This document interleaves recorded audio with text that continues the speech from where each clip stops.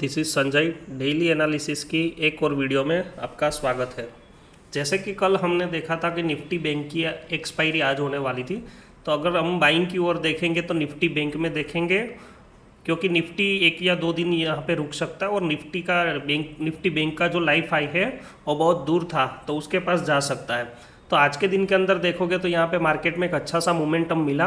और मैंने एक और बात ये भी बताई थी कि कौन सी एक्सपायरी ट्रेड करनी चाहिए। पिछली 3 या 4 एक्सपायरी पे निफ्टी बैंक पे कोई मोमेंटम हुआ नहीं था, तो आज निफ्टी के अंदर मोमेंटम हुआ था, निफ्टी बैंक के अंदर मोमेंटम हुआ था। और आज ऑप्शन चेन के हिसाब से भी हमने कल देखा था कि प्रीमियम में कुछ अच्छा खासा मूवमेंट था नहीं। तो अगर 52,500 के ऊपर मार्केट अगर सस्टेन करता है तो हमें मूवमेंट मिल सकता है 52,800, जो मैंने रेजिस्टेंस बताया था यहाँ तक का, जिसका आज हमें मॉर्निंग पे ही टारगेट मिल गया। तो अभी हम कल के लिए देखेंगे कि कल है निफ्टी की एक्सपायरी, तो कल क्या क्या पॉसिबिलिटीज़ हो सकती है। तो चलो अभी हम देखते हैं निफ्टी का। अगर यहाँ पे आपकी स्क्रीन पे जो डेली का चार्ट दिख रहा है, ये एक बहुत ही अच्छा सा पैटर्न यहाँ पे बना हुआ है कि मार्केट यहाँ से डाउन से ऊपर की ओर मूवमेंट किया, यहाँ पे रिट्रेस हुआ यानी कि थोड़ा सा प्रॉफिट बुकिंग आया। अगेन यहाँ से मार्केट ने एक बड़ा सा अपसाइड जो continue higher high higher low जो बुलिश ट्रेंड है उसी की ओर चलता रहा और यहाँ पे पोज ले रहा है। तो अगर देखोगे तो यहाँ पे एक आज के दिन का कैंडल न्यूट्रल में जहाँ से ओपन हुआ सिमिलर उसके आसपास में ही क्लोज हुआ है। तो निफ्टी का अगर चार्ट में देखोगे तो निफ्टी में हमें आज का रेफरेंस पॉइंट मिल चुका, आज का हाई और आज का लो, क्योंकि आज का लो है वो 13 सितंबर का भी लो सिमिलर उसी तरह से ही है। तो देखेंगे कि कल के लिए क्या क्या पॉसिबिलिटीज़ हो सकती है, हम 15 मिनट में जाके देखेंगे अभी। लेकिन अभी जो यहाँ पे जो स्ट्रक्चर है वहाँ पे नेगेटिव स्ट्रक्चर नहीं है, बाय द डिप वाला स्ट्रक्चर है। अगर ग्लोबल सिनेरियो के कारण कोई भी अगर गैप डाउन होता है तो हम देख लेंगे कि उसको भी किस तरह से ट्रेड कर सकते हैं। और एक बात बताना चाहूँगा कि ये जो कैंडल है, जो बड़ा वाला कैंडल है, वो पिछली एक्सपायरी का कैंडल है।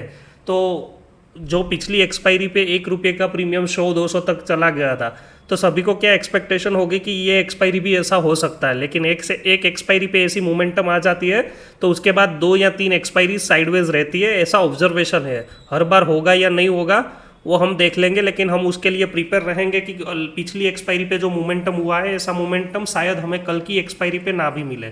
तो अभी हम जाके देखेंगे 15 मिनट के अंदर। 15 मिनट की टाइम फ्रेम के अंदर देखोगे तो हमें यहाँ पे क्या मिला था कि मार्केट यहाँ से अगर देखोगे आज के दिन की मोमेंटम देखेंगे तो यहाँ पे पहले न्यूट्रल कैंडल बनाई। न्यूट्रल कैंडल होने के बाद मार्केट ने ये ब्रेकआउट किया, तो ब्रेकआउट होने के बाद यहाँ पे साइडवेज रहा और थोड़ी देर सस्टेन रहा। 15 मिनट का यहाँ पे आपको कैंडल देखने को मिल रहा होगा, 5 से 9 कैंडल तक यहाँ पे रहा एंड उसके बाद ये ऊपर की ओर नहीं निकला और नीचे आ गया। तो यहाँ पे जो भी मोमेंटम में जो बाई करके गए थे ब्रेकआउट पे, जो इसने भी बाई किया था, वो सब लोगों को मार्केट ने ट्रैप कर दिया।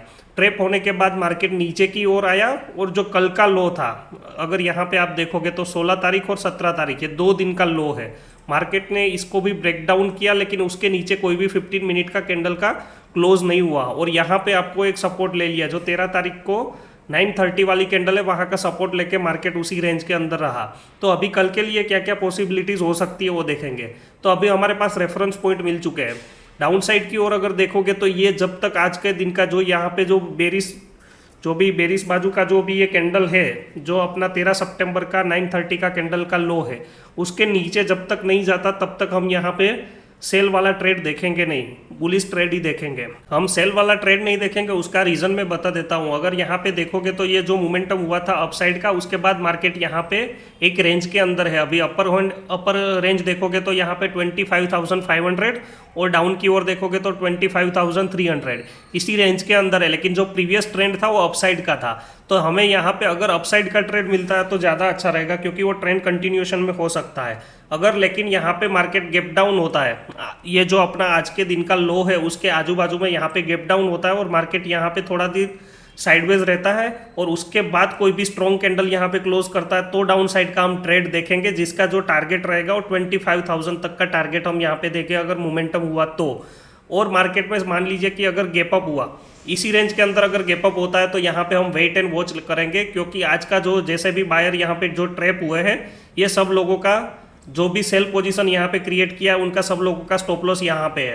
तो हमें क्या करना पड़ेगा कि अगर मार्केट 25,500 के ऊपर निकलता है तो ही बड़ा सा मोमेंटम मिल सकता है, तो हम बुलिश साइड का ट्रेड देखेंगे। और गैप डाउन हुआ तो इसके नीचे अगर निकला तो हम देखेंगे।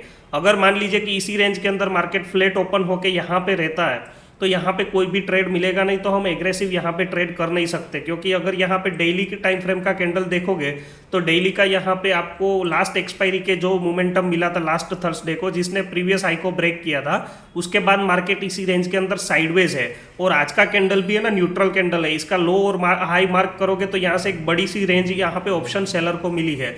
तो जो भी ऑप्शन सेल करके गया है ये रेंज के अंदर सारे लोग कंफर्टेबल बैठे होंगे। तो हमें 25,500 के ऊपर अगर निकलता है तो हम ट्रेड करेंगे, अदरवाइज 25,300 के नीचे कोई भी कैंडल यहाँ पे प्राइस एक्शन बनाने के बाद निकलता है तो ही हम ट्रेड करेंगे।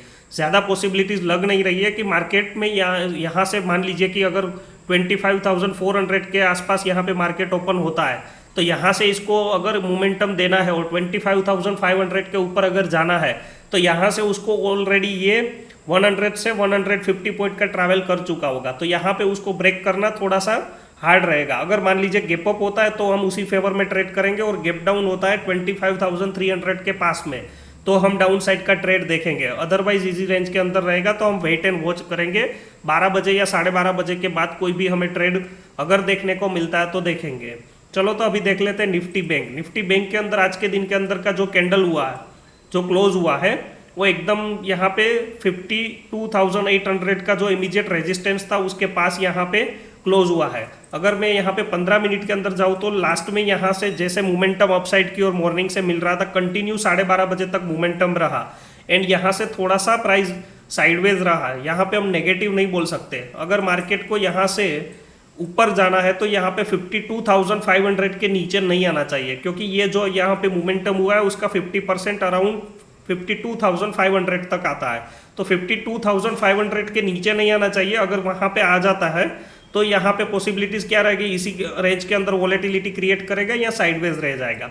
तो हमें यहाँ पे पहला ट्रेड देखना पड़ेगा कि आज का जो मोमेंटम मिला है उसका अगर फॉलोअप आना होगा, मार्केट को अपसाइड अभी भी जाने के चांसेस अगर है तो मार्केट इसी रेंज के आसपास खुलना चाहिए, 52,700 से लेके 800। इसके ये रेंज के अंदर ओपन होने के बाद आज का जो रेजिस्टेंस है 52,800, जो प्रीवियस जो हमने देखा था वो रेजिस्टेंस है, उसके ऊपर अगर क्लोज करता है तो यहाँ पे हमें एक ट्रेड मिल सकता है जिसका इमीडिएट टारगेट 53,000 राउंड नंबर रहेगा। और अगर इसके भी ऊपर निकलता है तो जो प्रीवियस हाई है वो 53,300 तक का टारगेट यहाँ पे अपसाइड का मिल सकता है। तो अगर यहाँ पे देखोगे तो आज का मोमेंटम यहाँ से मिला एंड देन पोज लिया और वापस से यहाँ से ब्रेकआउट, तो कंटिन्यूशन ट्रेंड में हमें एक ट्रेड मिल सकता है।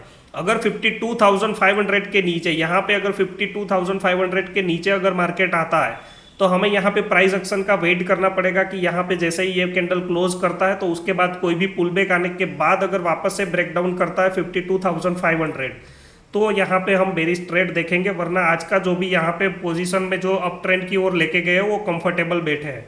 तो इसी रेंज के अंदर साइडवेज होने के भी चांसेस यहाँ पे भी दिख रहे हैं, क्योंकि अगर देखोगे तो आज की यहाँ पे 1% का मूव यहाँ पे भी हो चुका है। तो ज़्यादा पॉसिबिलिटीज़ ये भी हो सकती है कि यहाँ पे मार्केट इसी रेंज के अंदर ट्रैवल करता रहे। अगर अपसाइड के अंदर अगर हमें फॉलोअप मिला तो हमारा जो प्रीवियस हाई है वहाँ तक का टारगेट हमें कल को देखने को मिल सकता है। अगर वीडियो पसंद आया है तो लाइक, शेयर, कमेंट कीजिए और चैनल को सब्सक्राइब कीजिए, ताकि हर दिन यहाँ पे जो भी हम एनालिसिस करते हैं प्राइस एक्शन का, वो ज़्यादा से ज़्यादा लोग बेनिफिट ले सकें। अभी के लिए इतना ही, मिलते हैं नेक्स्ट वीडियो पे। थैंक यू, जय श्री कृष्णा।